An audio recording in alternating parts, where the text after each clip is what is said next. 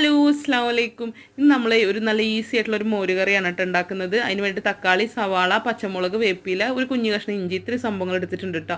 ഇത് തക്കാളിയും പച്ചമുളകൊക്കെ ഞങ്ങളുടെ ടെറസിൻ്റെ മേലെ ഉണ്ടായതാണ് കേട്ടോ. അപ്പോൾ അതിൽ എല്ലാം കൂടി ഞാൻ ചെറിയ കഷ്ണങ്ങളാക്കി നുറുക്കിയെടുത്തു. പിന്നെ ഒരു ഫ്രൈ പാനിൽ കുറച്ച് എണ്ണ ഒഴിച്ചിട്ട് ഇതെല്ലാം കൂടി ഒരുമിച്ചിട്ട് വഴറ്റിയാണ് ചെയ്യുന്നത് കേട്ടോ. ഓരോന്നായിട്ടിട്ട് വഴറ്റുന്നവർക്ക് അങ്ങനെ ചെയ്യാം. ഞാൻ പിന്നെ ഇത്തിരി കുറച്ച് ക്ഷമ കുറവുള്ള ആളപ്പോൾ കാരണം എല്ലാം കൂടി ഒരുമിച്ചിട്ടിട്ടാണ് വഴറ്റുക. പിന്നെ ഇത് വഴറ്റുന്നതിൻ്റെ മുന്നേ കടുക് പൊട്ടിക്കണം എന്നുള്ളവർക്ക് കടുക് പൊട്ടിക്കുക കേട്ടോ. ഞാൻ കടുക് പൊട്ടിച്ചിട്ടില്ല, ഞങ്ങൾക്ക് അത്ര വലിയ താല്പര്യമില്ല കടുകിനോട്, അതുകൊണ്ടാണ് അത് പൊട്ടിക്കാത്തത് കേട്ടോ. പിന്നെ നമ്മുടെ ഈ സവാളയും തക്കാളി എല്ലാം വഴറ്റിയതിൻ്റെ ശേഷം കുറച്ച് മഞ്ഞൾപ്പൊടി ഇട്ട് കൊടുക്കുക, കുറച്ച് ഉപ്പും കൂടി ഇട്ട് കൊടുക്കുക. പാകത്തിനുള്ള ഉപ്പ് ഇട്ട് കൊടുത്തിട്ട് നമ്മുടെ യോഗട്ട് നന്നായിട്ട് കട്ട ഉടച്ചിട്ട് ഇതിലേക്ക് ഒഴിച്ച് കൊടുക്കുക. ഒഴിക്കുന്ന സമയത്ത് ഫ്ലെയിം നന്നായി കുറച്ച് വയ്ക്കുക.